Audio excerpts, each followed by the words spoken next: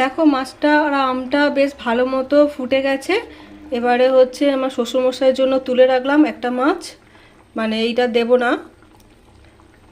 আর এখানে দিয়ে দেব সর্ষে বাটাটা। তো কালকে একটু বেশি করেই বেটে রেখে দিয়েছিলাম, তো এখানে হাফ দেব। আবার কালকেও মাছ আছে, সেটাতে হাফ দেব। তো অল্প একটু দেব, বেশি সর্ষে দেব না এই গরমে। তো এদিকে পকোড়াটা ভাজা হচ্ছে, দেখো এখনো অনেকটাই আছে। এই যে